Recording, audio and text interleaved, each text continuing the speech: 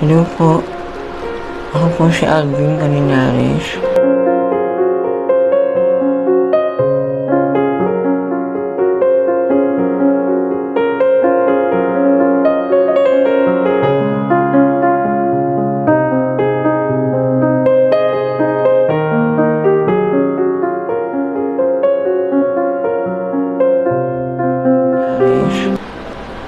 Ako po ay cancer warrior.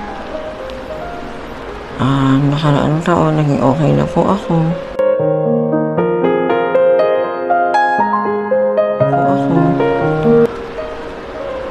Pero nag-iwan po siya ng malaking butas dito sa tenga ko.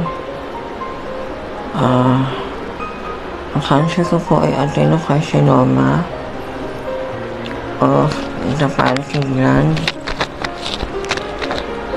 Unina na po ako. Wala na po akong mga magulang, kaya nakatira lang po ako dito sa aking tiyuhin. Ngayon po, itong nakaraang buwan, bumabalik po yung aking sakit.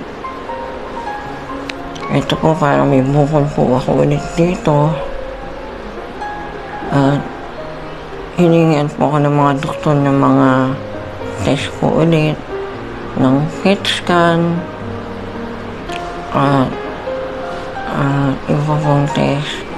Kaya humihingi po ako ng tulong sa inyo. Malaki po yung halaga na kailangan sa mga test, katulad po ng PET scan na umaabot po ng 45,000 to 50,000. Yung scan pa lang po. Kaya sana po matulungan niyo po ako.